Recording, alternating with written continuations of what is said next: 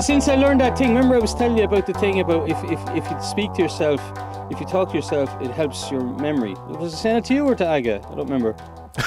Well, it obviously doesn't work, does it? Fail. No, it must have been Aga then. No, but there's a thing in your head where if you just try and remember something, because you don't vocalize it, it only remembers it in one place. Right, but if you vocalize it, then it remembers it in two places. It's like this thing, I used to have a little bit of OCD. Well, it comes back every now and again with locking doors and stuff like that. Oh, yeah. I don't know what you're on about. Maybe you did discuss it with me. Where you go, I'm locking the door. I'm turning the key. Yeah, you can do that, or else you can kind of knock on it. You can just touch the key like 2 times or something. Right. So instead of driving back from, 45 minutes away to make sure you close the fucking door, you say, oh, no, wait, no, I remember because I touched the key. And it works. It definitely works. It does. That I didn't have a big OCD, but it was annoying. I remember one time I drove home from work. I was parking the fucking car, and I went, fuck, I forgot my wedding ring. I'm like, who gives a fuck about my wedding ring? I drove home and got the fucking wedding ring. Now I haven't worn the wedding ring since the pandemic started, because you're not supposed to wear rings because of viruses and stuff. No. Nice. I don't wear my ring just because it, same as watches or anything, it ends up, you get that kind of skin thing under. Because you're a slut, Tommie. That's why you're a slut. I don't want anyone to know, No, I get if I wear a watch or I wear a ring or I wear anything, it aggravates my skin. But it's not that I'm allergic to the metal or anything. It's that the sweat thing, because I corrode everything. And it kind of just it builds up. And even if I take it off, what happens then if I start washing it all the time is that then I get a soap thing. So I can't wear any of that stuff. No, don't bother then. Yeah. Spud, this is our anniversary. Happy anniversary to me and you. It's actually 2 days away from now, but that's the way it is. So what I thought I would do is I would ask you a number of questions so that people after a year might get to know you a bit better. What do you think? Right. Okay. Right. Let's. Thanks for preparing me for this, Tommie. I would say that there's no fun in it. Remember years? No, there are grand questions. Years ago in Hot Press, where they'd have that kind of Hot Press is a music magazine in Ireland. And also a place where you store water and music. It's like in the same way that MTV is a music channel. Yeah. But they used to have these like 10 questions that they'd ask everyone. What's your favourite, place to eat, all these kind of things. So it's similar to that. So we'll start, and I've 100 questions, but I'll say we get to about 6 before we get bored with this. So we'll write 100. Yeah. What's your favourite sweet? All of the Cadbury's Heroes. That's not a favourite. That's I suppose it's all coming to 10. The Malteser one. Okay. What's your favourite song? Oh, Jesus, that's impossible. What's your favourite song today? Stairway to Heaven. What's your favourite food? Oh, I don't know. Aga makes a pretty fucking mean lasagna. Gonna go with that. Okay. Favourite drink? Beer. Guinness. Favourite band or artist?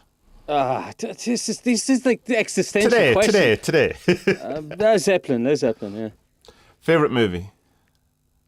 I don't have a favourite. Do I have a favourite movie? Was it Darren Aronofsky has a really depressing one, Pi, where he drills a hole in his head. I love that film. Yeah. That's great, but it's hard. Like you can't watch it with anyone because it's just like, what the fuck is wrong with you? What's your problem? Why are you watching this?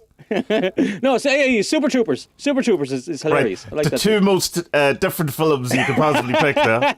Although maybe on one level they're similar. Favourite book? Oh my! Not No Country for Old Men. The other one, Blood Meridian, Cormac McCarthy. Favourite restaurant?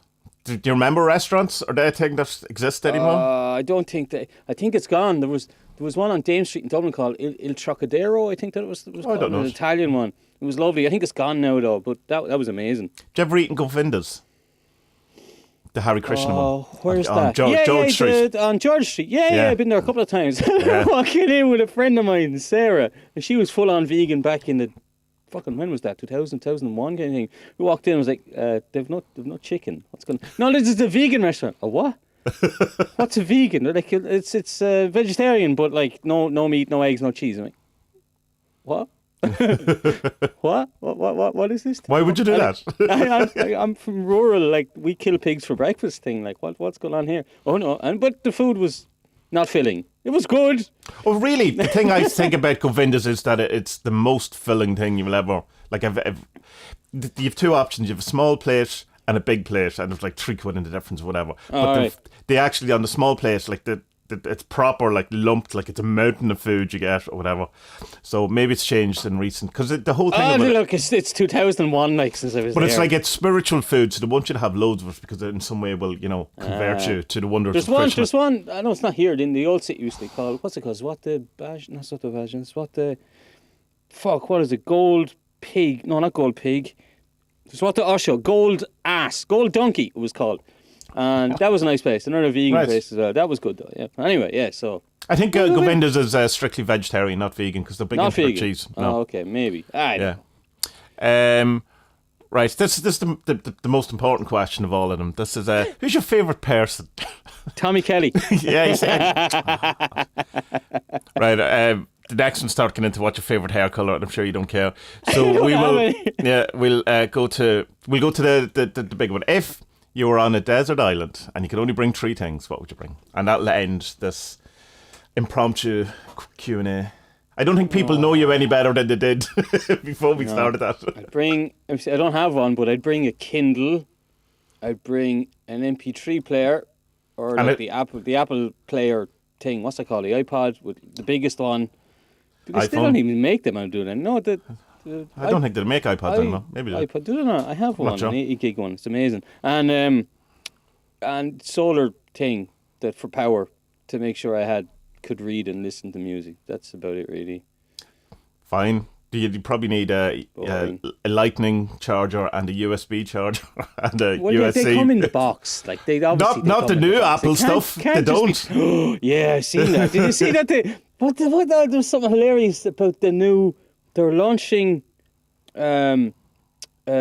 earphones that have a wire between them, and they're selling them for like $400 or whatever. It's like, how do they get away with this stuff? Because people love Apple. Just do it. It's a cult. It's a cult. It is a cult. It is a cult. It's definitely a cult. Yeah. Yeah. If you have to ask if something is a cult, the answer is yes. I'm not sure if this is a cult or not. Yes, it is. Then that's your proof. That's your proof. No, it is. Yeah. What is this? Yeah. It is. Because it's that thing of it finds itself in itself, or the opposite is in it, or isn't that it? The thing, the two sides of the same coin, kind of thing. The lesser is found in the greater, and the greater found in the lesser. Yeah, exactly. This hermetic thing, isn't it? As above, so below, all those things. Yeah, it's where it comes from, isn't it? Hermeticism is probably the start of that, wasn't it? Or maybe earlier. Well, it's if considering we didn't know the timeline between Hermeticism and Buddhism last week, we'll just say at some stage it was all part of everything. It's definitely popularised from Hermeticism. Anyway. What's the difference between non-duality and monoism or monism? It's the same, isn't it? No, because monism is still... It has a figure. It has a thing that you're saying it's one of, whereas non-dual is kind of doesn't come in. It's kind of trying to point that kind of idea doesn't exist, if that makes sense. No. At least that's my understanding. Right. So you can non-dual is saying there's no such thing as numbers, and monism saying no, it's just one, and non-dual saying that you can't think that way. It's not. Okay. Yeah. I was watching a video yesterday about how he was comparing the law of attraction and surrender. Oh, right, okay. And he came up with this kind of way to fit them together, even though they're two quite different ways of looking at things, you know. And is it the art of allowing? Is that what he came up with? Because that's the usual answer to that in the law of attraction. No, he was kind of saying that the law of attraction is a part of surrender that is basically a person who isn't ready to realise the power of surrendering yet. Oh, right, okay. So they're still kind of, I want the stuff, you know. But then when they get the stuff, then they'll be like, yeah, I'm okay, I'm happy. Here, I had something mad the other day. This you spoke to me about this before, but it was just between the two of us, and it's with that rash on your thing. That's embarrassing. No, sorry, couldn't resist it. It's about that affair you were having, Spud. Was that conversation?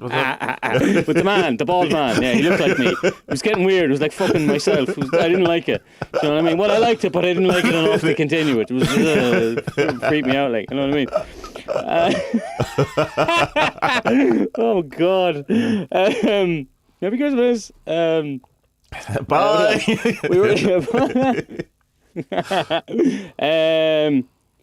You were telling me ages ago that you were doing a meeting with the man who sponsors this podcast, Alan Chapman. Yeah, right. Okay. You felt this transmission. Yeah. Well, yeah, we'll say, yeah.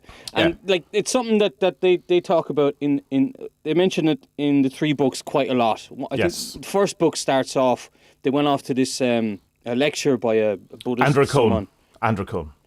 Yeah, him. Who definitely did start a cult and was in a cult. No question. There's no question of it. He's like, absolutely. Right. Yeah. Okay. Yeah. So they went to a lecture by him, and they both felt this transmission, which is when you meet someone who's enlightened, some of it passes on to you. And then Chapman goes on later on in the book, maybe it's the next book, he's sitting on the what do you call it? The metro in London. What do they call it? Subway. Tube. It's a fucking weird name. Subway, whatever, yeah. The underground train thingy. The train that goes under the ground. Tube. What the fuck? Why would they come up with a name like that? Why didn't they call it like the Jerry Lee, like in Dublin? The Jerry Lee Lewis, which is a fucking great name. Called? I've never heard that. That's brilliant. So he talks about this Asian man, Indian, or I don't remember, Indian or Pakistani man gets on, and he just in an oversized suit. In an oversized suit, and Chapman looks at him, and Chapman gets this like this enlightenment moment. Not a bliss thing, but it's just oh wow. And he writes about how he felt that because this man was enlightened, he seemed to catch some of it, you know? Yeah, the way he describes it then subsequently is that he could see him that the guy was looking around everyone as if he was looking through them, almost as if you can picture what a god sitting there would look like. But he obviously caught eyes with Alan at some point and, had a look at him, seen right through him. And I think the kind of thing with transmission is the idea is that it brings you to the level that it's as far as you can go as a student. So you're never going to get as far as the teacher. But that so if you have until the potential, you're the teacher, is that right? Well, I mean, you're going to progressively get better and better and better. But so is the teacher, so you're not going to catch them. But it's that whatever, say your understanding that you could have now. It's not saying the understanding you have now, but the potential of your awakening that you have given where you are. Yeah. That's as far as you can go, which is still going to be, an amazing experience or whatever, but it's not you're not sharing in what the teacher's actually sharing, if you know what or having sense. I get you. It's like so he has a full sandwich bag, you have a triangle. That's it, because all you can fathom or understand all you're able for is the sandwich. Yeah, it's a triangle of the strawberry jam sandwich. Or one of those train sandwiches, where they have the ham cut in half. It makes you look like you're getting 2 slices, but it's actually just the one. That's how they get you. So come here, I was in the hospital the other day. I have to get these asthma tests done. And they wanted to take some blood for asthma. God knows fucking why. I have no idea. You just go along with it anyway. And because everything's on Corona lockdown now, I walked in and there's a security guard. And obviously I got lost in the hospital, as everyone does. Mm-hmm. And I went to the wrong place. I found this place. I ended up at the morgue. As you do.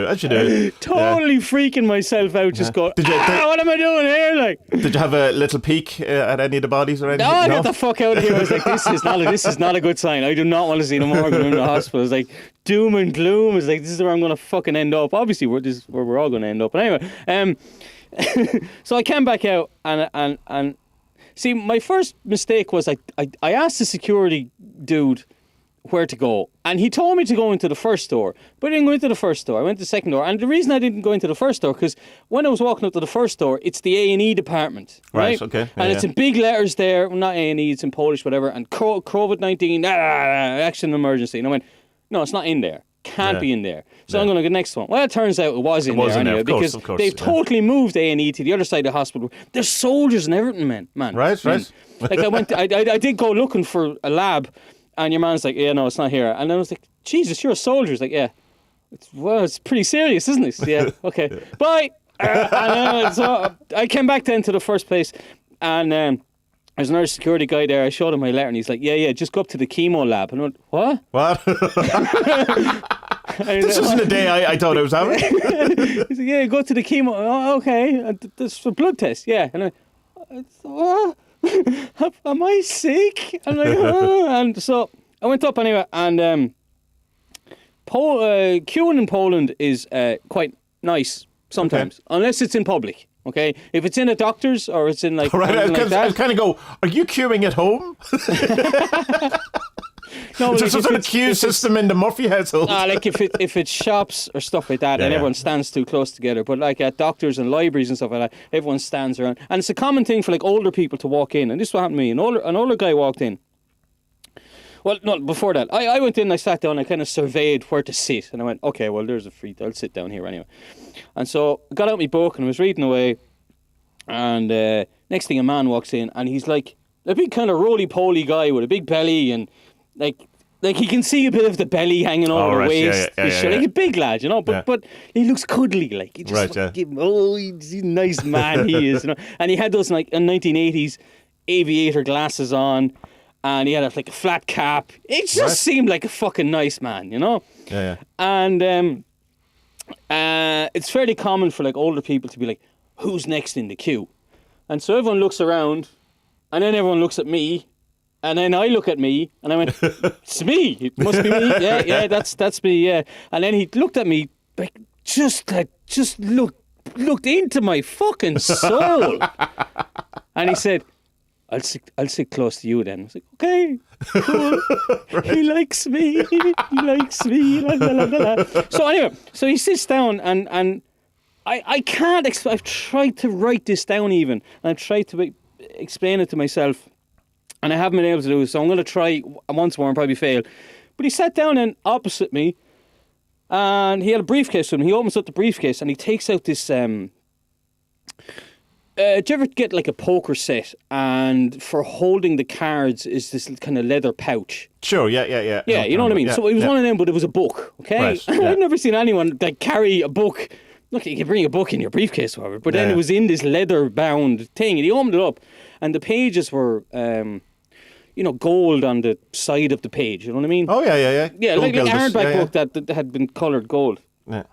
And so he's getting stuck into this book. And then I realise, I was reading the Bible. Right, and I went, right. this is amazing. Oh my God. This is fantastic. And I just went, my head just... Honestly, I felt like, I can't explain it. It felt like my head exploded, and I had this huge smile on my face. And thank God I had a mask. We all had masks on, obviously. But thank God, like I felt like I was sobbing. I felt like my mouth was like that. Like I was like just overwhelmed by this... Bliss. No, not happiness. Just, I can't put it into words. Well, bliss doesn't mean happiness, of course. Now, serenity, I suppose, is our illumination. Yeah, okay. Yeah, that's what I felt like. I felt alive and connected, one and happy. Maybe not happy, but just I'm where I'm supposed to be, and this is wonderful. Yeah. Like, you think about it, I'm in a chemo lab and I'm getting blood tested. In a pandemic, surrounded by soldiers. Surrounded by other sick people, and Spud's just going, this is fucking amazing. The guy is reading the Bible, and he loves me, and everyone else loves me, and I love all of them, and this is how it's all supposed to be. And I just went, yeah, okay, I can die now, I'm all right. You know? Wow. It was just a weird feeling. So you reckon that then that sounds like, transmission, if there ever is a transmission story, considering unless he pulled out the book that was The Secret of Life, it would be a bit more, it would be a bit more right on the nose there. What's Oprah's one, the secret? No, but it was like, I don't know, I just like, maybe he was a priest or a monk or something like that. There was just something, this man had a lot of serenity. Right, there was a lot of goodness I don't know. I could just feel this man is. And did you try talking to him or anything, or we just do you know didn't what need to? I did because, but I did and I didn't. Well, I did. I said something to him, but like, I got called then to go in. It's just a blood test, whatever. So I go in and I'm asking, or she takes the blood, and I ask her, look, what's the story with the results? When do I get them? How's it done? Is it over the internet or do we come back? She said, no, come back to the thing. Da, da, da, da. And when I was leaving, then I was in my head going, I have to say something to this man. Yeah. I have to say something just to kind of. Are you Jesus? Like acknowledge this happened, even though like I'm still on cloud nine. I'm fucking elated here, you know. And like I wasn't woozy from the blood around because it's only a fucking vial of blood. It's not, you know. And so like I'm just like, whoa, the angels are fucking singing in my fucking ears, kind of thing. And I'm walking back, and I start putting on my jacket and clothes, and I left them out there, and then I just turned around to the man and says, you can go ahead there now, you're next. And he looked up and went, oh, that was quick. And I went, yeah, it's pretty quick, so goodbye. And I walked off. Thanks for the buzz. And then he said goodbye. It's a Polish is a very formal kind of language. Like you can walk into a room when there's 20 people at like a doctors or whatever, and you're supposed to say good day, and some people will say good day, and some people will just whatever. But it's the same. You say goodbye to the room kind of thing. So I said goodbye, and he looked at me and said goodbye, and I was like, oh, wow, this is lovely. So I just left. I don't know how to explain it. I just Yeah. I don't know, but it's very similar to what he wrote about.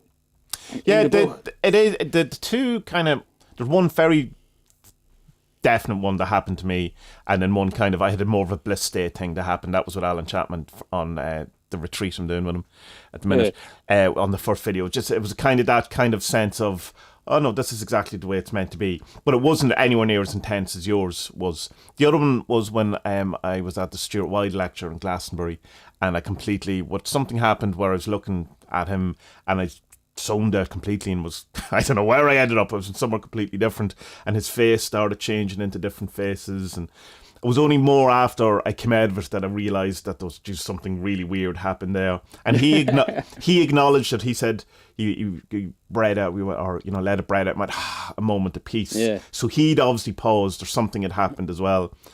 But that wasn't accompanied with a bliss, or whatever the right word is for that. You know, the strength. That was, I had disappeared. I didn't exist as, you know, that kind of, there was no recognition of an I. It was just, you know, it was just a thing happening. I get you. I totally get you, because I felt something similar at that as well. It's that, like, even though I felt like this is where I'm supposed to be and this is everything that there is right now, it kind of felt like,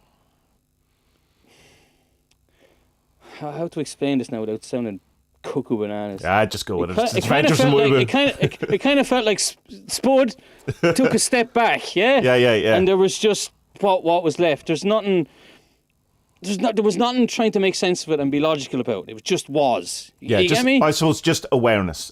Yeah. Thing, awareness. That was it. And I was just like, wow, this is mad. Because, like, you know, I've been kind of fretting about this thing, because, like, it's just a test for asthma so they can figure out what they can give me. But, like, I went in to see the doctor, and it's a doctor I don't know, and she's like, oh yeah, we need an X-ray straight away. I'm like, what?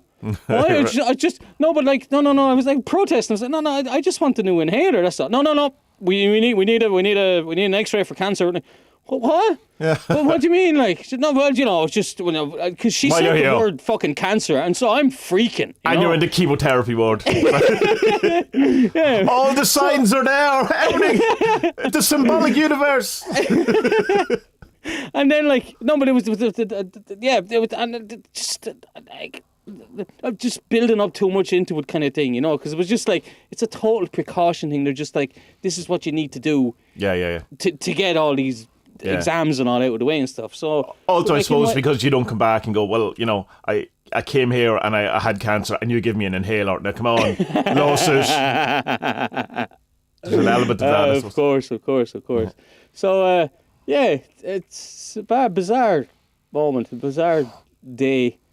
Like in a waiting room in a hospital for just someone reading the Bible. Isn't it interesting? Remember in the anniversary talks that Alan Chapman talks about, he had an incident. Now, obviously, he was, in a sense, given he wasn't getting transmission in that one. It was the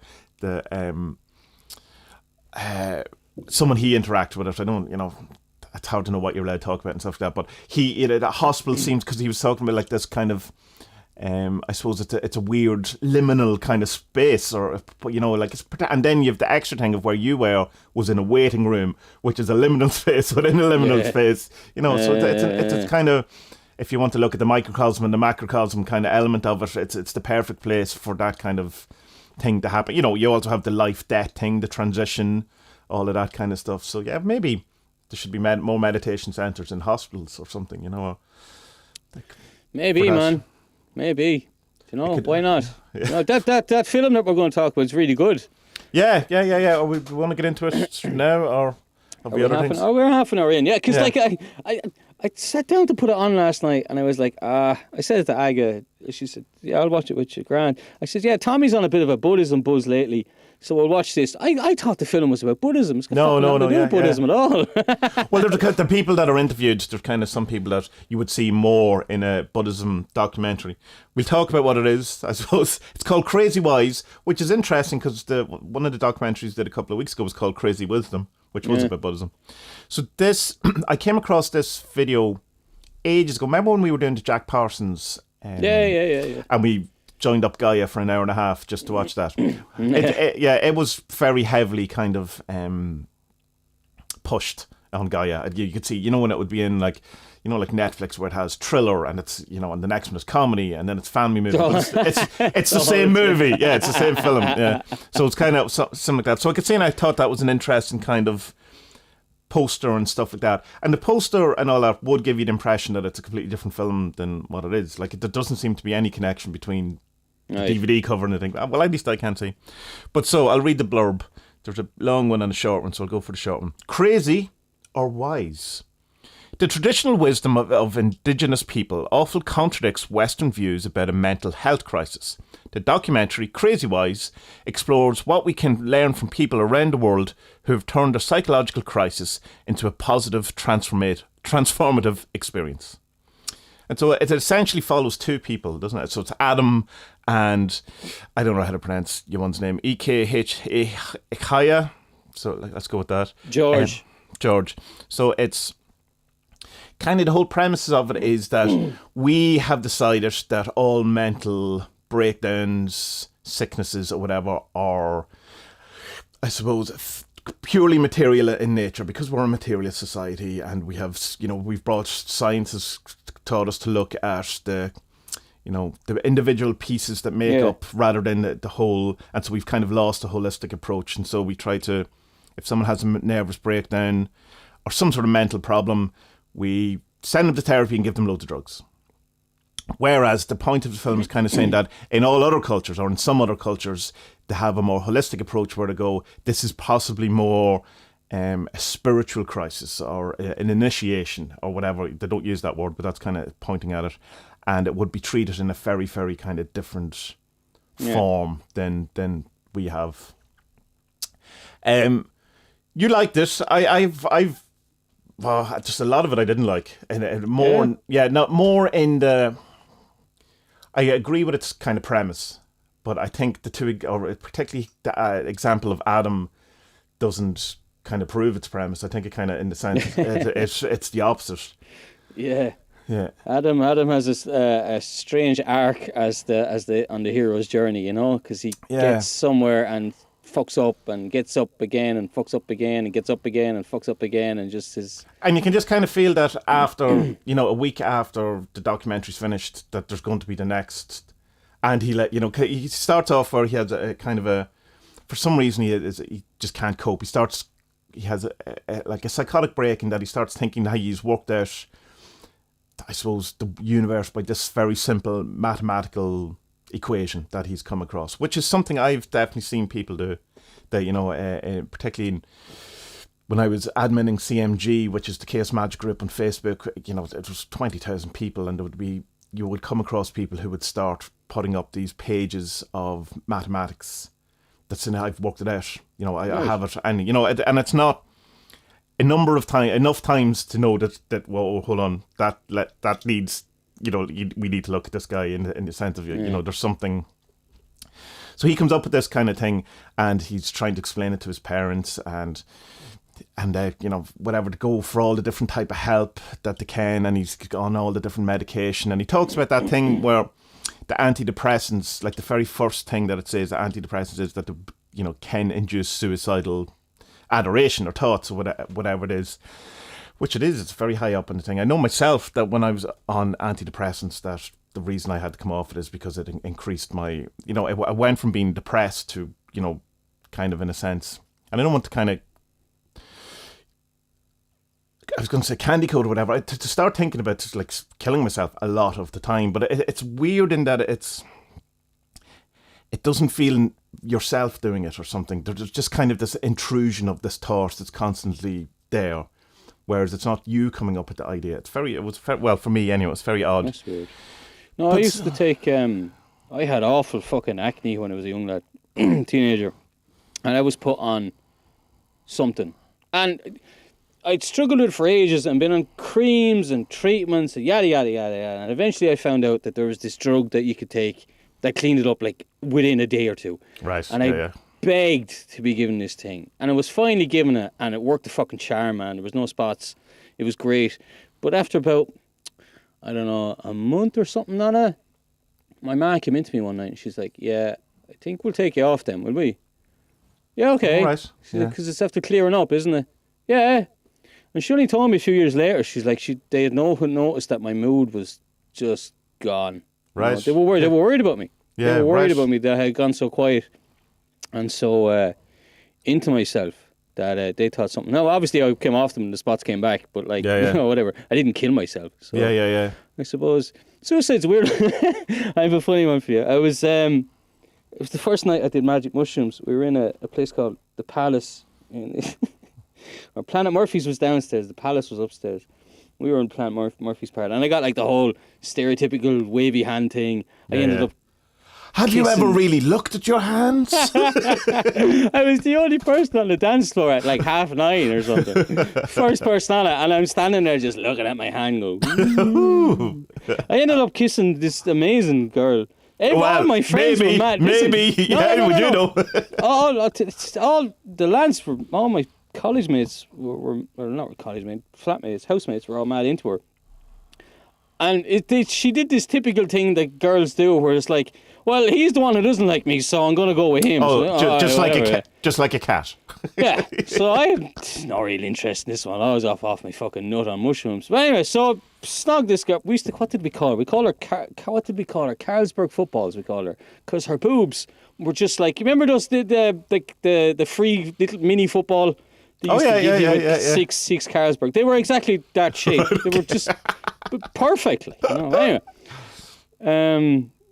Yeah, so I'm coming home anyway, and I get to Harold's Cross Bridge. I walk home, and I decide I'm going to sit up on the bridge, and I'm just sitting there, my feet are dangling. It's a high enough bridge, like, it's fairly fucking high, and I'm sitting there dangling my feet off, and I'm having a fucking wonderful time. I'm off my chops on mushrooms.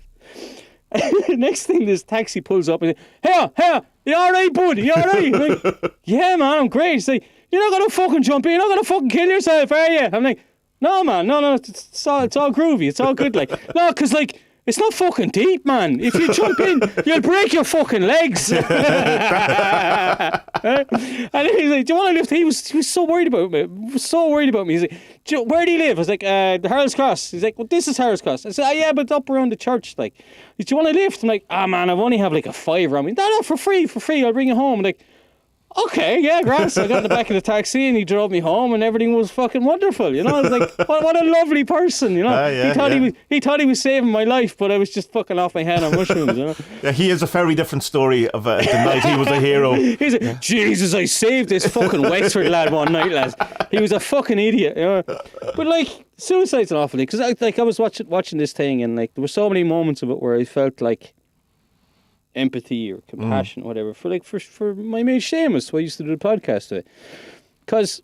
And it was something interesting that Morgan wrote on one of the Discord channels as well. He said he used to work in a psych ward or psychiatric hospital. I don't remember. Well, it doesn't matter the words he used.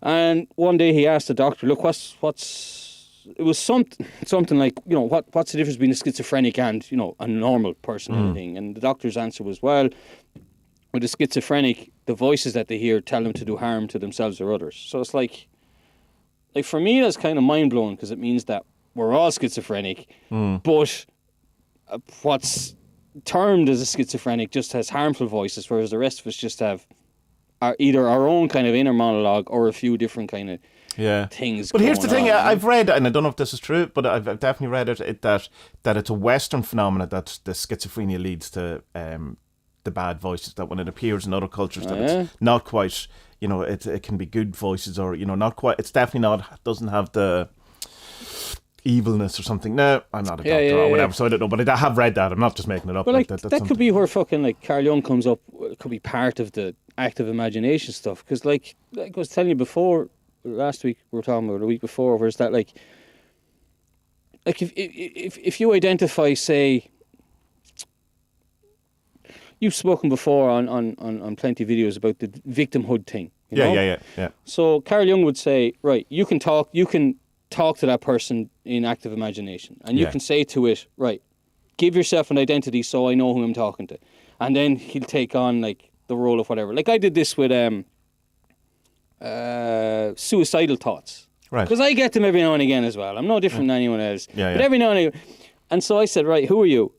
And he took on the form of this Japanese samurai, and I went, that's where I'm getting it from, because they had this. Sepkun, Exactly. They had this thing, and it says, right, what's your name? And he says, Shamo. He's like, okay, Shamo, like Michael Jackson, Shamo. And so I spoke to him in my mind, in my imagination. Hold on. Shamo the samurai, really? Because cartoon man, and Shamo, and so I did this active imagination with him anyway, and just kind of got to the bottom of it. And there's a very interesting thing in the book. They say that to bring the two sides of to bring the ego and the subconscious together, you need to do a ritual. Okay. And so you need to come to an agreement with this thing, entity, energy thing that you've spoken to, what you're going to do. And it doesn't have to be big. You don't have to fucking go out under the full moon with all your robes and fucking black candles and all that stuff. And I was like, right. I just sacrificed the beer. I opened the beer and poured it down the fridge. And that was I can tell you more about it off the thing. It's a bit personal, but like it just kind of shows that for me, watching this video and reading that book, the dream interpretation and active imagination, it's made me more comfortable with confronting different stuff in your head. Because most people are like, oh God, I shouldn't think about that, and block it off. But it's going to come to the surface eventually, because the more you block off something, the more it's going to fight back and get your attention anyway. Sure, yeah. So if you're getting a bad idea, or if you're getting something that's lousy that you shouldn't do, you shouldn't tell your neighbour to fuck off. Like, be Depends nice on to the him. neighbour. You know what I mean? Like, just because you're in a mood or something. You should say, right, why am I in a mood?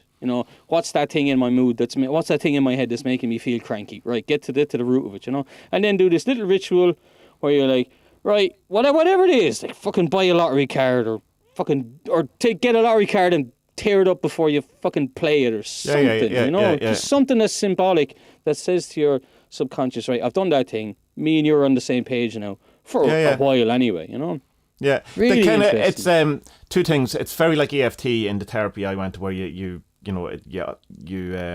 personify the thing, and it, particularly if it's a bad thing, like the critic, which we all have, and it can be rampant in personalities like ours, that you have to tell it to go, fuck yourself. That's the only way, is to have this assertive anger. So it's the same type of thing. Without the ritual bit, and the ritual bit that you're talking about, that definitely attracts me as a magician or whatever. That I would need that kind of thing. The other thing it's similar to is, of course, the sponsor, the god of this podcast, Alan Chapman's the binding practice in Mergia, which is the same. It's uncovering, naming the thing the same way. Who are you? What is this? What is this role? And then trying to find it out. Which I suppose, in a sense, the ritual bit that you're on about at the end of the active imagination process, the ritual bit in the unbinding or the binding practice, is also the process. Yeah. So you know that the ritual is incorporated in how you do it. But I think it's a great. I suppose though it has to be a caveat with that, particularly when you're starting to deal with things like that. And I don't think that would necessarily be a good thing for Adam from this documentary to have done, or certain people, because you probably would need to get to, if you've something very demonic in whatever way you want to take that word going on in you probably shouldn't be poking at it without a bit of help. Yeah. Well, you can see he talks about like all the stuff that he was writing down when he was having his bad thoughts, and I was just sitting there going like, Jesus, like if someone had given him a bit of Carl Jung, he'd have seen straight away what he was, because Carl Jung went to the edge of darkness. He almost went insane.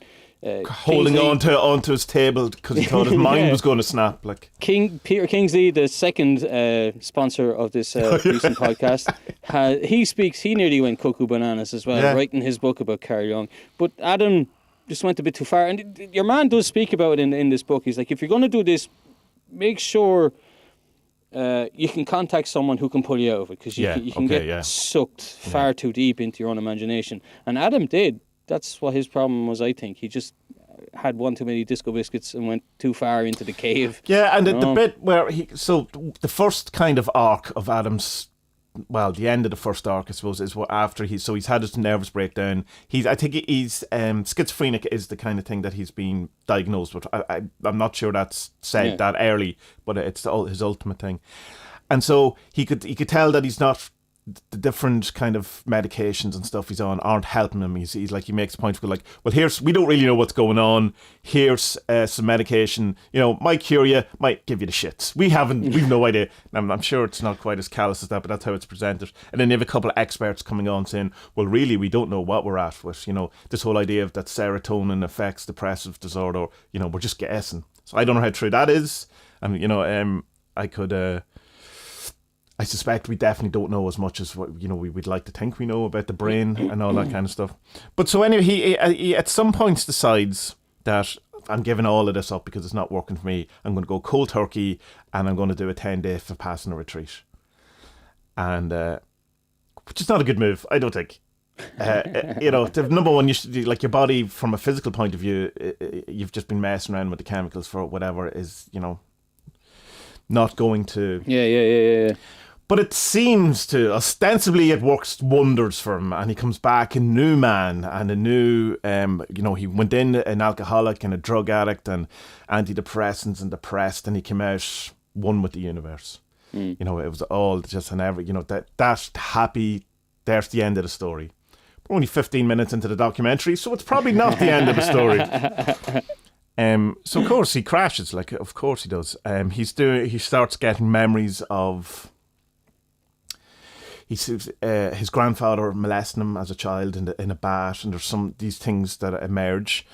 And then when his parents don't believe him, he starts saying that they did it too, and he spirals into another kind of, I don't know, the thing that he was already in, that he had some sort of really, or some sort of break from, in the sense of like a holiday, not a mental break. And so he ends up homeless, alcoholic, drug addict, gets the shit kicked out of him, gets his jaw wired shut, and family don't talk to him, the whole thing.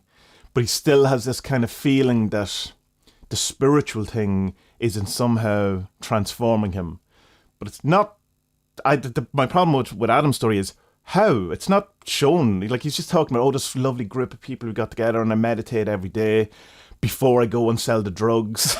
Before I take, and I'm going like, okay, so we're kind of making the point that these things mightn't just be, I don't know, physical, whatever it is in nature, that it might be a spiritual thing, but it's very, and then they're showing, he's just having an actual psychotic, physical, non-spiritual breakdown. Yeah. So I just, in his story in particular, I didn't see I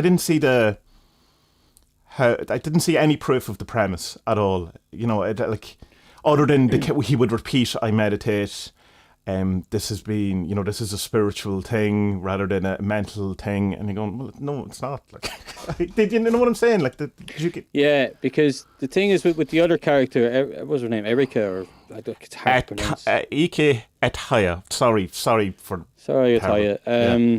Her one was fucking picture perfect. Well, not picture perfect. She, you know, suicide, tried to commit suicide. Like, she was so suicidal that she got checked out of hospital after one suicide with a bunch of pills. She walked literally outside the door, took the whole vial of pills, and ended up back in hospital. Like, that's how sick she was. But she ends up becoming a counsellor for people in similar things. And a few people, I think two or three talking heads said about Adam that he could go on and do the same kind of thing, you know? Yeah.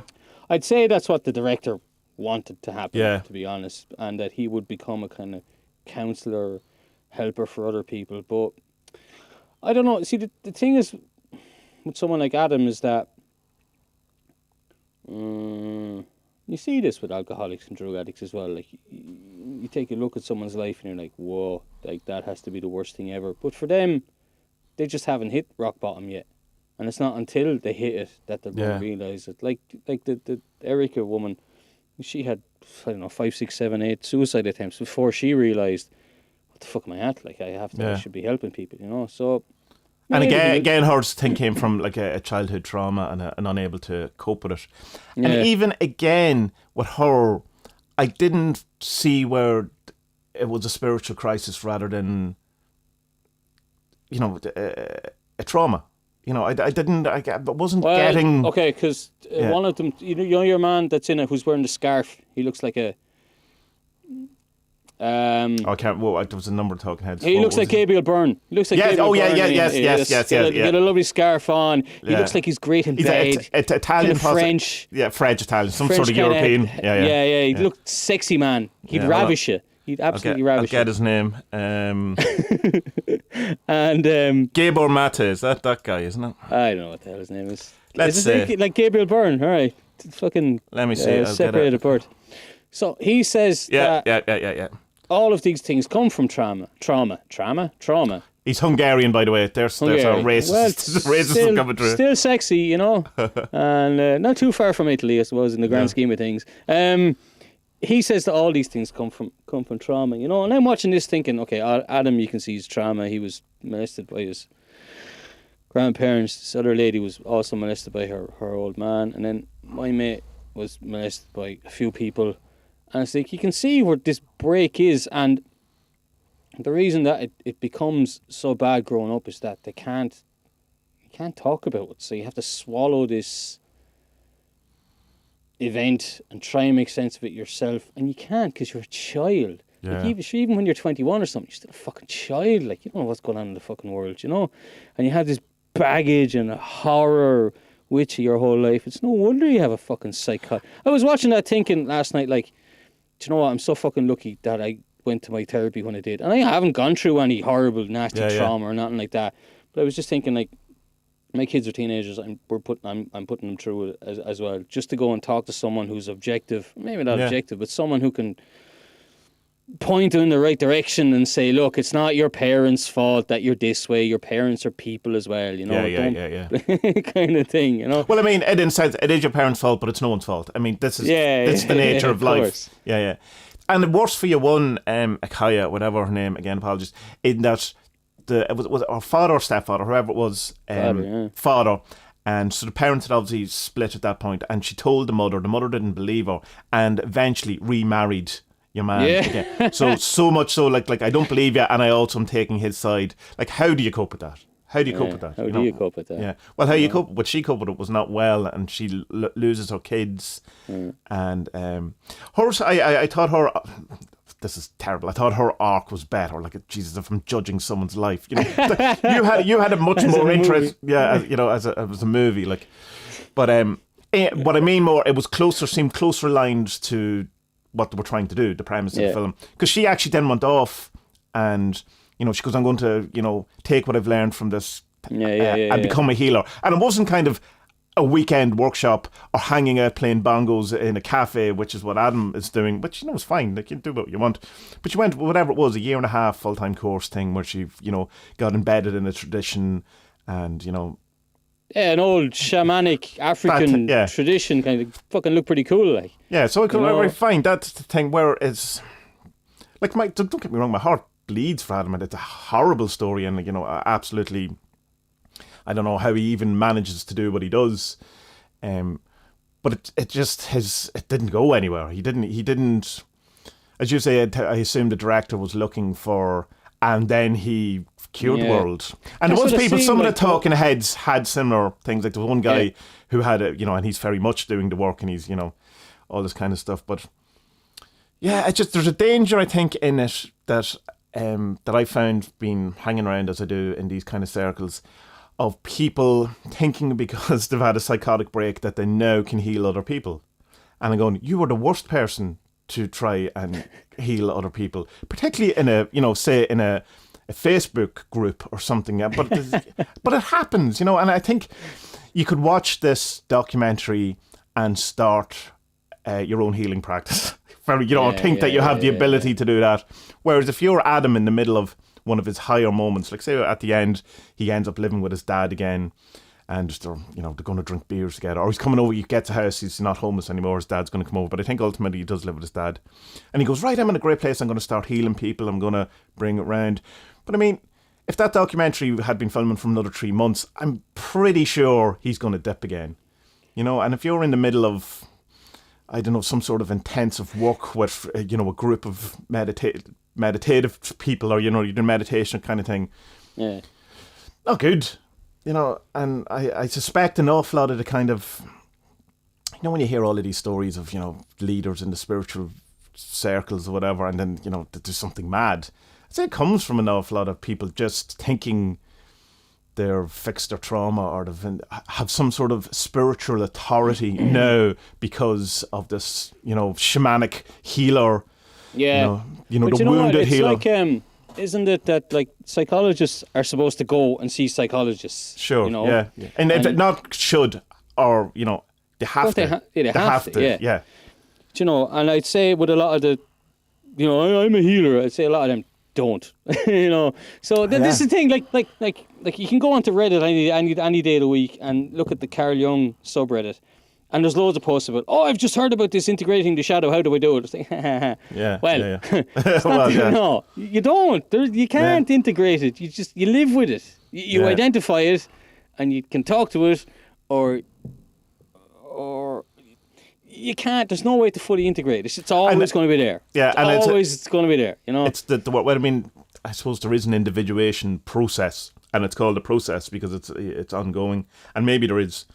Yeah, but it doesn't end. No, it doesn't end. Yeah. So, and it's the thing with like, it looked like with this Erica lady that she has the trauma and she carries it and it doesn't weigh her down. Whereas with Adam's not there yet. No. But please God, he'll get there eventually. Please God. Yeah. But that's the thing as well with lots of people, they can kind of say, well, maybe I'll become a healer and all that. See, you don't have to be a healer. No, but that's it too. There's immense pressure, and then, I've had mental issues. What? No, you have to heal the world because it's good. Let me heal myself, please. Heal yourself. Look after yourself first. Sort yourself out first, and then look after other people. I think that's the best way to kind of look at life. Because, Jesus, like how many people? I've been guilty of this as well. Like a lot of people do it with like their first relationship. They take on a charity case. I know mine was. Right, my first girlfriend was a I assume I was always the charity case in all the relationships. So. No, but but a lot of people do it, and I've seen tons and tons of people do the exact same thing as me.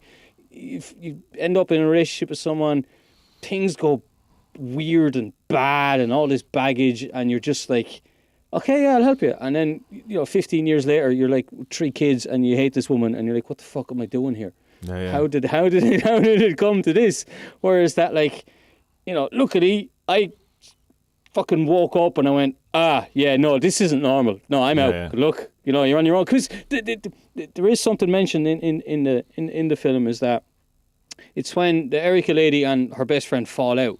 Oh yeah, because she's I not can't supportive. help you anymore. Yeah. She's not supportive. I can't help you anymore. This is as far as I can help you. And like, I kind of throws that thing in the face, which it's horrible, but I understand why people do it. It's like, you just want to be like this. It's your fault, or that kind of whatever it was, the exact words were saying, like, Yeah, that's not how I'd put it, because I've had to do this to people. You know, it's like, I can't help you because you don't want to help yourself. Yeah, but that's because you understand it. But that isn't what she said, though. You know, that it's like, it's more akin to that kind of, because you know, she does agree that she was wrong after. Like, it's more kind of, you're doing this. You know, it's not you need to, you know, not the you need to sort this out. It's kind of it's a dismissive kind of thing, which I don't think you're pointing to, because I mean, you've done it to me at times, so I know how you approach that. Like, I just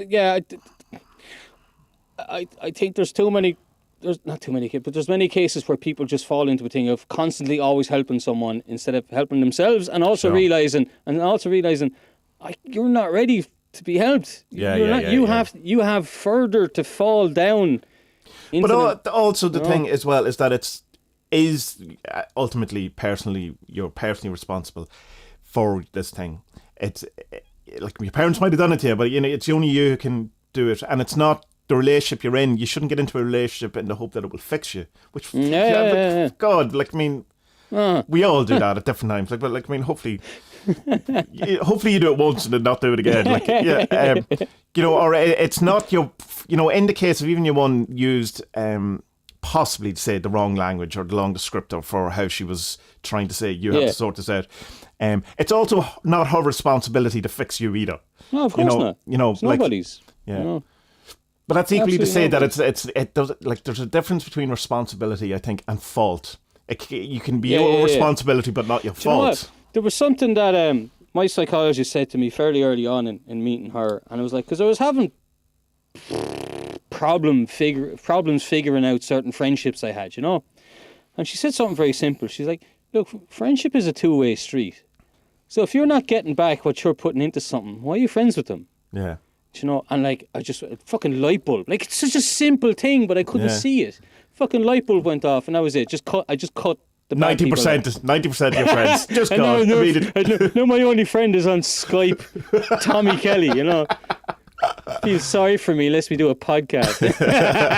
Doesn't even put this out. He just pretends. You know what I mean? Yeah, it only appears in your feed. It's a whole ruse. I have to sit there and type in comments pretending I'm other people. But not anymore. Not after this podcast, because he's like, was Spud fucking realise I'm helping him? Fuck you. There was something good. There was another good bit I liked about it. And one of the doctors said that. It's in our kind of Western mythology that, you know, that there are crazy people and there are sane people, and they're two different things, you know. Yeah. But he was saying, no, well, look, we're all on the same kind of spectrum. And then there was another one who came out and says, look, like, there's this methodology book where you take a test in American psychology, where you take a test, you do a 50 answer test, and it'll tell you kind of what. Yeah. It's bizarre, you know. But like, there's even like, they show a page of the book. There's a treatment for coffee withdrawal. I mean, water. That's it. Just drink water, you know. Yeah.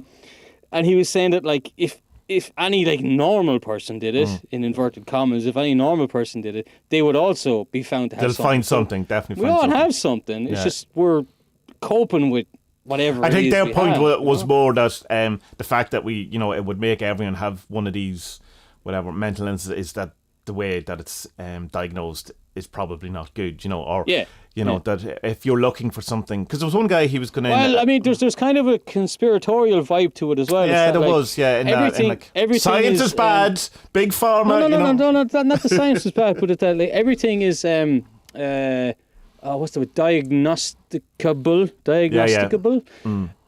Therefore, you can be drugged. You know. Yeah. Which is true, but like, for many things, you don't really need. Like, someone else was on your Discord talking about ADHD and Adderall in America. ADHD is a thing I have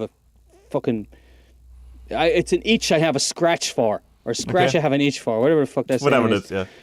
Because I remember reading years ago that France doesn't have ADHD. Right. Just doesn't have it, which isn't true. But it's one of these things that comes up on the internet. In France, there's no ADHD, but in America, it affects 6% of all people, or whatever. ADHD is in France. It's just treated in a completely different way. Yeah, or called something else or whatever. No, it's still called ADHD, but it's treated completely different. You're not given drugs. You're just not given drugs. And it's the same here in... I looked it up last night as well. It's almost the same here in Poland. In extreme cases, people will be given drugs for it, but only in the most extreme cases. Therapy is the first port of call. Yeah. So it is. Because it's kind of seen here as well. ADHD, your kid's overreactive. He needs to calm down. He needs a hobby. Let's give him speed. He needs to talk to someone.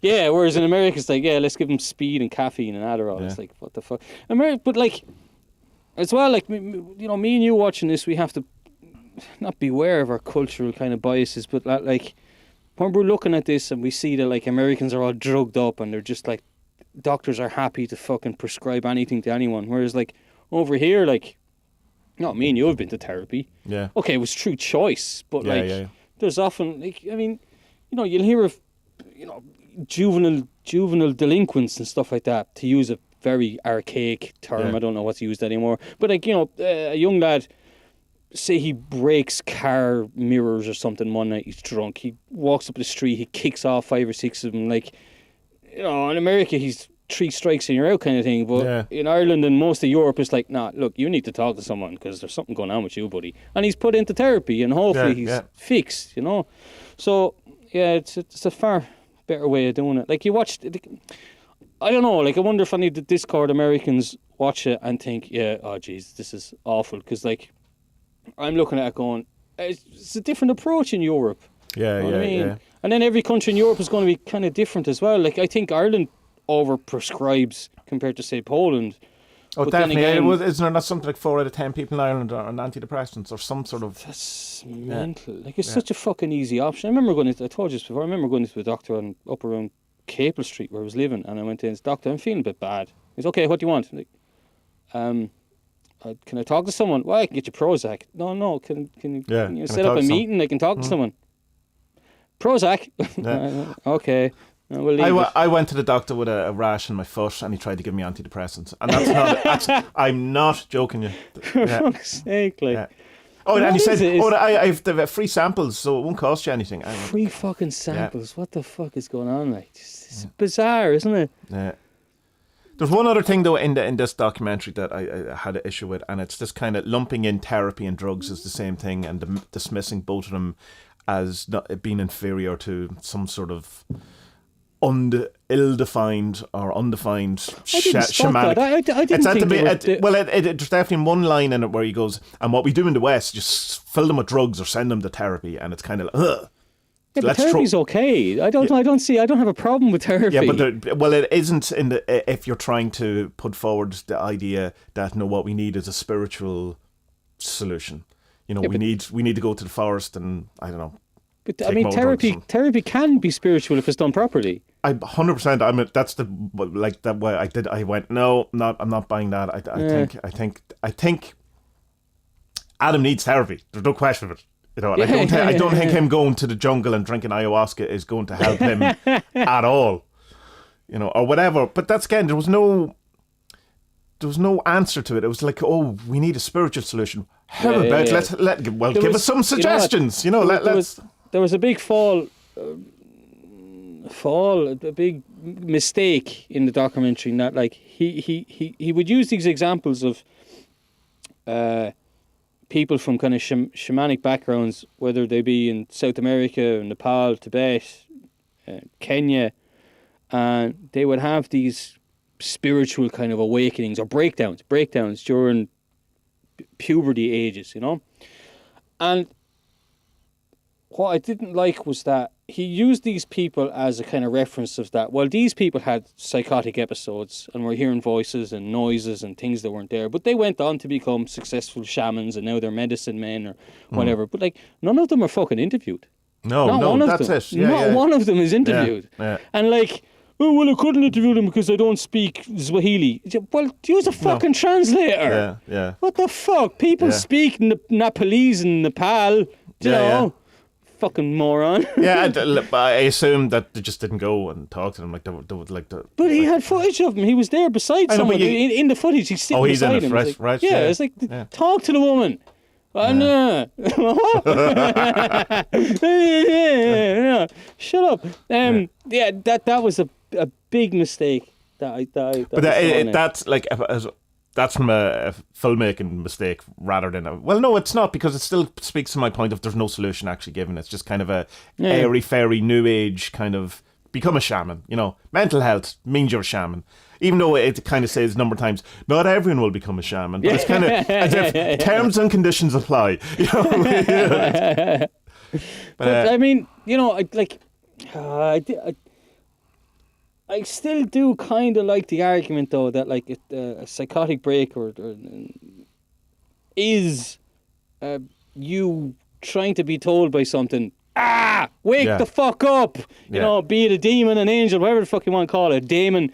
Just be like, oh shit, this is something I need to fucking deal with, because I know people who have had terrible times and you're just like, it's staring you in the face, buddy. Yeah. No, I mean, I have to kind of correct myself. I do think these are spiritual crises, and it's that there's no way of dealing it. We've no way of dealing with it as a spiritual crisis in our society. That I think labeling it as a spiritual crisis isn't helping anyone, particularly if you, like, as Adam happened when he went to the Vipassana retreat and he had this thing where he started having memories, that they were ill-equipped to deal with them. In a meditation, thing, you're going, well, just went, well, you have to go now, you have to leave. And well, if you have a spiritual crisis and you go to get the spiritual treatment and then the thing happens that you're there for, and no, we've no idea, where you go. You're going, well, like, what good is that?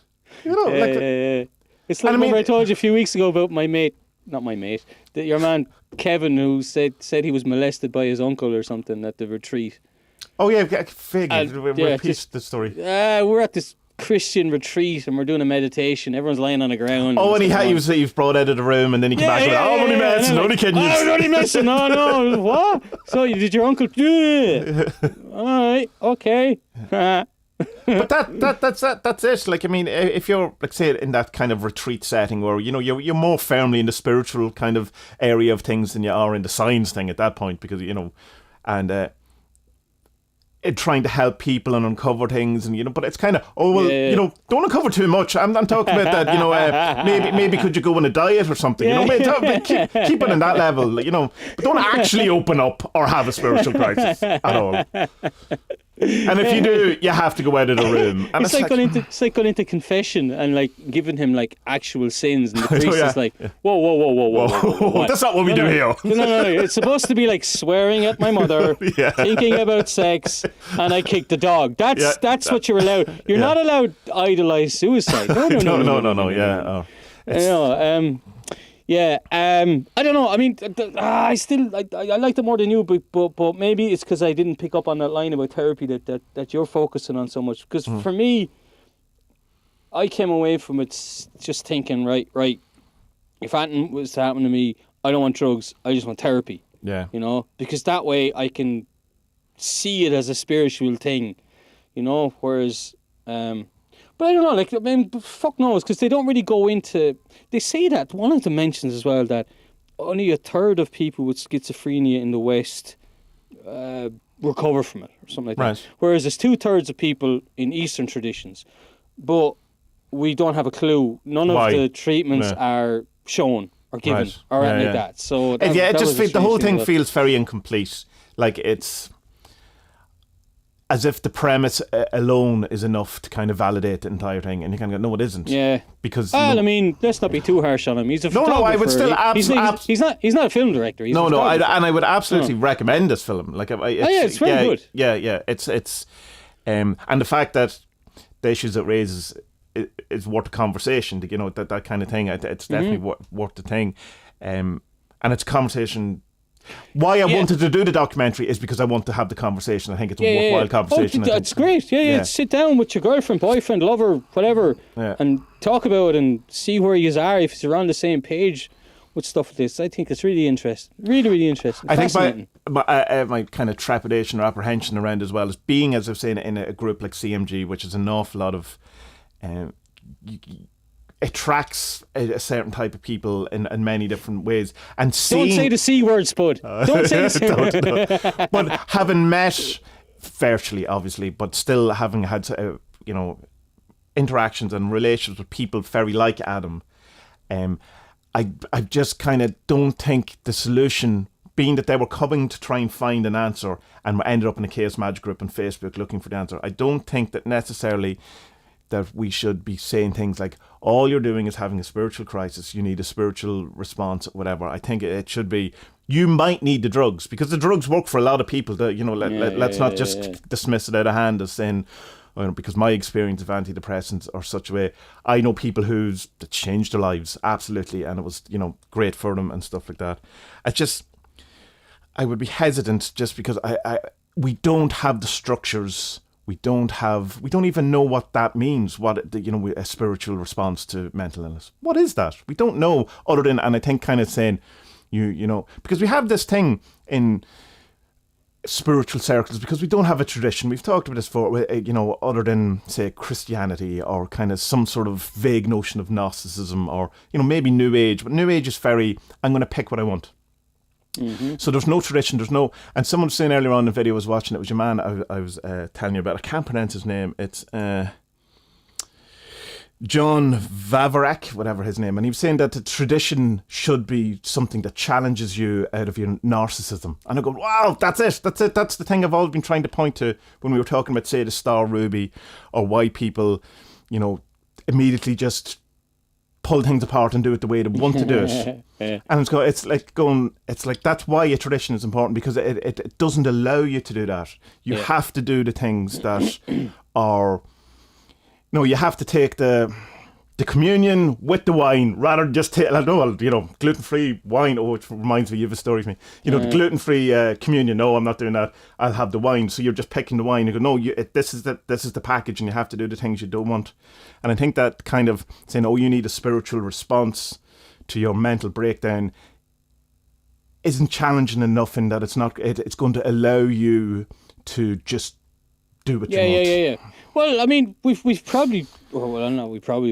lost these things, because, like, I don't know if you know, in the Irish language, the word for disabled people is, Jesus, what is it now? I think it's Dinna or something like that, which means God's people. Oh, right, okay. Yeah, there's this belief from thousands of years ago that people who were big cuckoo bananas, they were closer to God than the rest of us. Right, okay. It's a lovely idea. Like the shamanic sense of it, like the same... Exactly like that. So obviously the Celts and the Irish did have this thing, but the Irish are older than the Celts came in, and replaced us. So there is this tradition that we probably did have that is only, or remnants of it is only left in the language. Yeah, now, and I think we should try to uncover it. I mean, it's definitely, I think it will be a better solution than what we currently have. But we don't have it now, and so I don't think we should recommend it. Yeah. That's kind of my point. At the same time, I don't know, I mean, I don't see anything wrong with, going to a priest or going to a nun. No, but it's kind of put forward in the stop your drugs, go on a Vipassana retreat, because you come back a completely different person. That's I think, well, and that's not quite what to do in the other story, but definitely in the Adam story, which is the predominant story. Like it takes up most of the thing. It just I don't know. I think it could lead people astray. And that's my worry. And having, as I say, as I'm repeating, having come across people like Adam, I think they could watch that documentary and it would not help them. But I think that I think people should all watch that documentary so that we can whatever, it's a couple of years old, that thing has been started previous to this. Who's that woman? There's a DJ on News Talk, and she's such a fucking, what do you call those people who stand on soapboxes? Soapboxing. Yeah. Soapboxers. She's a doctor, and she's like, we need to start having a conversation. I know. You're literally on the fucking radio. I know, yeah. You're talking. Yeah. We need to have a conversation. What do you think you're doing? Yeah. You dumbass. Well, I think it's pointing, in my case, I think it's pointing that other than me and Spud, I think societally we need to start having this conversation. Yeah, because I mean, well, we're not fucking doctors, but yeah, you know, we've both been through therapy and through shit, and we can look back now because we're in our. Well, I'm nearly 40. You're 40s, aren't you? Yeah. And you can look back and just be like, right, okay, yeah, I did that a bit stupidly, and I won't do it again. So you know, I learned but like when you're young. You don't know anything. You don't know any better. Yeah. You just kind of do what everyone else does, or you do what's expected of you. But like, yeah, I don't know. I'd be reluctant anyway, and I'm lucky that I was even back then when I asked the doctor that time. I was reluctant. I didn't want to take anything, and I didn't take anything. Yeah, you know. But then again, like, I mean, you know, I was happy enough to walk 2 or 3 streets over and buy some fucking hash. yeah. Fuck knows who, you know. Yeah. And I'm not going to trust those drugs that are good for my brain, but like I'll totally buy something that was smuggled in fucking up someone's ass. Hash? No, yeah, but Jesus, you have to have a big arse for fucking 9 ounces of hash. I don't know, man. Yeah, I don't know. Watch it. Look, it got me and Aga talking last night, and about the subject, and you know, me and you were obviously talking about it here. Yeah. It's good. It's made a little. Yeah, it's in the whole shot in 4K or something, and you can really see people's spots. I hate 4K. I fucking hate 4K. It drives me mental. So it does. Like you can just see how ugly people are. You know? And most of us are hideously ugly. You know, and you may get used to it because it's YouTube have upgraded to 8K now as well. We're all pink on the inside. That's the bit that I like the most, you know. And it's just like 4K where you can just see like everyone's blackheads and stuff. You're like, oh, no, just do it in normal HD. It's fine. You don't need to see what's growing under his fucking mustache. You know. Yeah. 4K. You have a story about the... it's not much of a story. You were saying to me last night. Yeah. What was it? You were saying to me what? What was it? I came out being the kind of weird research I sometimes have to do for either podcasts or the comic or whatever I'm doing. I end up in very strange places. And where I ended up this time was a shop in Ireland that was selling gluten-free communion wafers. And I sent you a message going, I have seen it fucking all now. Well, the last time I was home, because you know the uncle's a priest, yeah? So last time I was home, we were up at his house, we burned the car, and he was giving us the birth cert, or not birth cert, the baptismal cert for the young one. And he was on this Polish website, and he says, Aga, will you help me out here with something? So I say, I'm trying to buy communion hosts from Poland because they're a lot cheaper. Right. But I can't buy them. They won't let me use the... And this is kind of not... It's not that it's... It happens a good bit in Poland. These kind of older websites, they don't have the facilities for credit card payment. Everything is done by bank transfer. Like, it's totally normal. Like, hundreds of people have my bank account number. Hundreds. Literally hundreds have it. But... It's just something like you just can't steal from the bank because you need tons of ID. Whereas in Ireland, like, you know, people will give you their deepest, darkest secrets before they'll ever tell you their bank account. Like that, because bank workers in Ireland are so fucking lazy that I can go in with Tommie's bank account number and say, yeah, I'm Tommie Kelly. I need to take out all my money. I'm changing bank. Oh, why are you changing bank? Well, they've no fees on the bank next door. Well, yeah. Don't blame you. Here's your money. Here's your money. You walk out. Whereas in Poland, you can't do that. You know, you'll need fucking 4 or 5 different forms of ID and all kinds of mad stuff. Anyway, and we're trying to figure this out. And Aga's like, look, sure. I mean, I can pay for them, and we'll get them sent to our house, and then we'll post them to you. No, that's a lot of bother. It'll take too long. I don't know what to do. Sure, I'll send him an email. Okay, I'll send him an email. So Aga writes out an email to the whoever was running this Polish communion host website and says, look, we want to buy this much. How can we pay? And so they write back and no, we can't sell them. Your man in Ireland has there's a fucking what's the word for it I said yesterday? Monopoly. There's a monopoly on communion hosting. You can only buy them. What was the word you said? Was it monopoly? There's only one. It's like a cartel. Cartel, yeah, there's cartel. There's only that's it. There's a communion wafer cartel operating all across Europe, Catholic Europe, and you can only buy it from certain people in certain places. And they're like, they gave Frank the name and the phone number of the person to buy it from, and Frank said, "Yo, sure, I know him. That's who I usually buy it from." Yeah. That's it. You can only buy it. It's like, why can't they buy it from there? I said, no, monopoly. Mad, innit? And There's is a it place- like, I assume it's just bread? Like I mean, if I buy it, it's not the body and blood of Christ. Like, I mean, some guy in a black shirt and a white isn't it collar supposed has to come from? No, it's not. It's made. The ones in Wexford anyway. What do you call those? Secret orders. Is that what they're called? Where you're not allowed in and see the nuns. Yeah, okay, Is yeah. that what they're called? Oh, yeah.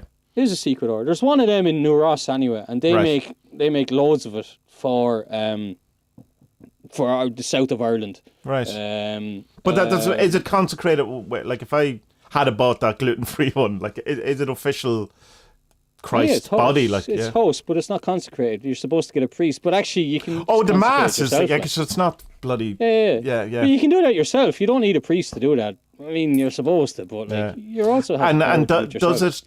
does it have the secret telemic ingredient in this one?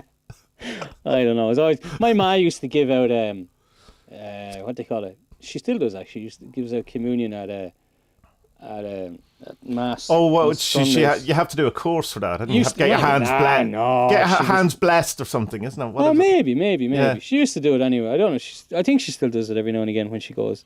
And we were talking one day, and because in Catholic Church, Protestant churches, you can take the Eucharist, which isn't the body of Christ, it's a symbol for it. Whereas in Okay. Catholicism, it is the body of Christ. Oh, for sure. But you don't drink the wine after. Whereas in Protestant church, I'm not sure it's all of them, but in a lot of them, you can have a drink of the wine as well. You know. Well, technically, we are meant to be allowed to have the wine. It's just the priest but keep I've it to himself. I've never seen it in Catholic masses. I've seen it once ever. Once, I was yeah. at midnight mass 20 years ago for Christmas Yeah. midnight mass, and never I seen was it. going, I'll have the wine, thanks very I much. was sure of that. But then, like, my brother was asking, what's it taste like? And she says, it tastes like wine. It was watered down wine. That's what it wine, tastes like.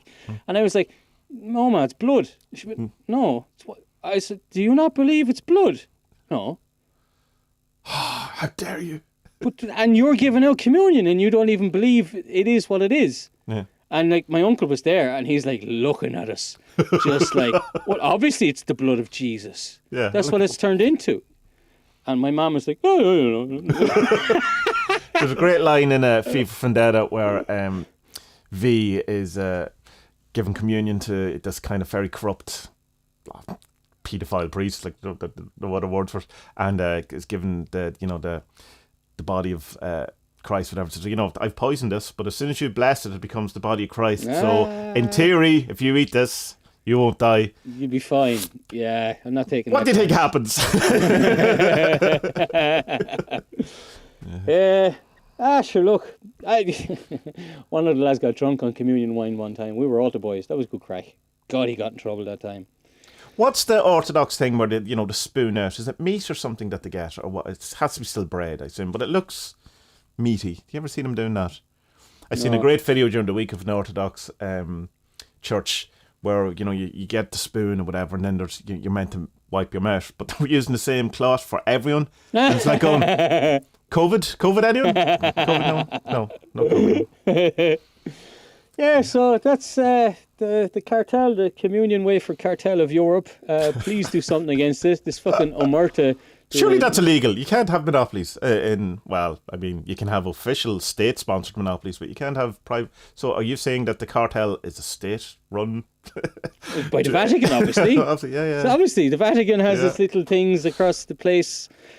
It's weird, because like in that...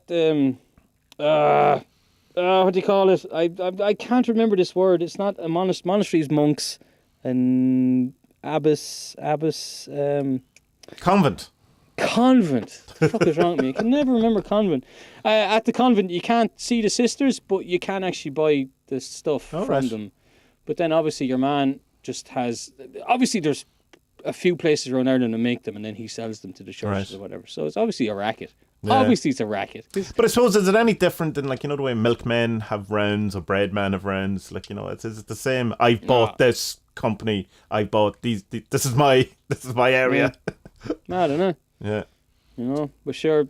Yeah. Yeah. It always, that's not the one thing, but there were a few things that kind of got me thinking about growing up Catholic. It's like,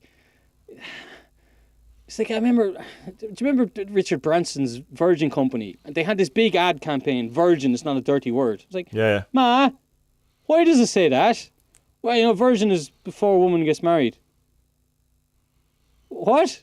Yeah. It's before she sleeps with a man. Okay. Mary, Ma, yeah. She did. How did she get pregnant? By God. What? Yeah, she got fingered by the Holy Spirit. I was like, so that was one thing, and then another thing was like, wait, whoa. We're eating someone's body here? I know, yeah. Yeah. It's the vampire religion. I'm not into this anymore. Can I be a Protestant? No. No, yeah, definitely not. Anyway. Right, Tommy. Right, well, happy birthday, happy anniversary, and next week is the big conjunction, so we'll have to do something for that. Oh yeah, we missed the eclipse, which is fine. The eclipses are which is very interesting. People were doing loads. Well, they were doing loads of magic around, and you go, no, harbingers of doom, leave the eclipse alone. Don't do anything. You know, it signifies. Oh, really? Yeah, well, it's full moon. Full moon, you're supposed to do your magic, isn't it? Full moon, yeah, but you can only have an eclipse in a full moon. But it's historically, traditionally, it's a harbinger of doom. Yeah, but isn't the moon full all the fucking time anyway? You know what I mean? It's always there. From the perspective of humanity, it's not. I suppose. Well, it is if you are on the right side of it. I suppose. Whatever. Yeah, but it goes around the Earth every fucking day. You know what I mean? So like. Yeah, but it shows the same doesn't it not? face. It spins at exactly the same. No, it does, but it rotates at exactly the same rate as it goes round, so it always shows the same space of the same face. It's very peculiar. That seems designed. Yeah, I believe that. Yeah, it's hollow. Wait, now, so do you mean in Australia they don't see the same face that we see? No, everyone sees the same face. It's exactly the same, and the same as we have the full moon, and at the exact same time we have eclipses at different times because the Earth moves in relation to the sun. But yeah, we only see the dark side of the moon. We never see because as it moves around, it moves at exactly the same rate, spins. Why don't they just send a camera up there and then we could see it? Oh, they have. Jack Parsons' creators on the dark side of the moon, which is fitting. That's pretty cool, all right. And is there pictures of it? Yeah, I mean it's only the dark side of the moon from our perspective. Like, I must look it up then. Yeah, okay. yeah. It looks very, very similar to the other side of the moon, only a bit darker. Does it? Okay, it's not like there's a country of Nazis or anything living up there. Oh no, and glass. Oh, there is. Okay. Glass monuments and that Pink Floyd and David Icke going, where's all my laughter? Why is the moon taking all my laughter? Where's all my joy? Right. So we're not going to tell people what we're going to do next week, but it's going to blow your fucking minds. Yeah. But we should also, I don't know, we shouldn't do it live. Well, I think we should. I don't want to do it live. No, we won't do it live. But I think we should do a live thing as well, though. Yeah. Something else. Yeah. We might do a live Q&A. That could be an interesting one. Yeah, we could do that. And there'll be questions for you, and I can make fun of you. No, well, I'll have more of my 100 questions, getting to know you questions. Because the live thing can be good with the Q&A because it feels like everyone's having a chat. Spud, I have a question for you from John. John. There's no John. There's no John. How have you ever picked your nose and then edit? Oh, my young one is doing that at the minute. Man. She's going hell for leather. She's 2, but she is fucking loving this thing. And I'm just like, pick a winner every time. I love it. And while Aga's like, don't do that, it's disgusting. And I'm like, it's hilarious. Bye-bye. Bye.